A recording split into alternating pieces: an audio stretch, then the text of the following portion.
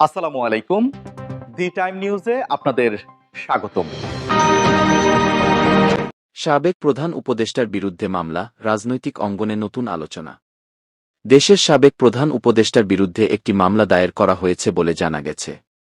অভিযোগের বিষয়বস্তু ও মামলার ধরন নিয়ে ইতোমধ্যে রাজনৈতিক অঙ্গনে আলোচনা শুরু হয়েছে। তবে মামলার সুনির্দিষ্ট ধারাগুলো সম্পর্কে বিস্তারিত তথ্য এখনও প্রকাশ্যে আসেনি।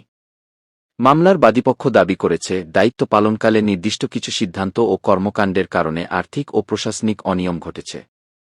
এ বিষয়ে তদন্তের দাবি জানিয়ে তারা আদালতে আবেদন করেন।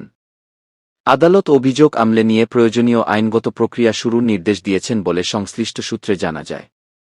অন্যদিকে সাবেক প্রধান উপদেষ্টার ঘনিষ্ঠ সূত্র জানিয়েছে, অভিযোগগুলো ভিত্তিহীন ও রাজনৈতিক উদ্দেশ্যপ্রণোদিত। তারা বলছেন, আইনি প্রক্রিয়ার মাধ্যমেই সত্য উদ্ঘাটিত হবে এবং আদালতেই এর জবাব দেওয়া হবে। রাজনৈতিক বিশ্লেষকরা মনে করছেন, এই মামলা দেশের চলমান রাজনৈতিক পরিস্থিতিতে নতুন মাত্রা যোগ করতে পারে। বিশেষ করে আসন্ন রাজনৈতিক কর্মসূচি ও নির্বাচন ঘিরে এর প্রভাব পড়তে পারে বলে ধারণা করা হচ্ছে। আইনশৃঙ্খলা বাহিনী জানিয়েছে, আদালতের নির্দেশনা অনুযায়ী প্রয়োজনীয় ব্যবস্থা নেওয়া হবে। মামলার অগ্রগতি ও পরবর্তী শুনানির তারিখ শিগগিরই নির্ধারিত হতে পারে। এদিকে সাধারণ জনগণের মধ্যেও বিষয়টি নিয়ে কৌতূহল তৈরি হয়েছে।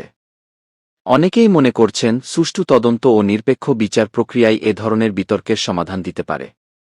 এই মামলার বিষয়ে পরবর্তী আপডেট পাওয়া গেলে তা জানানো হবে।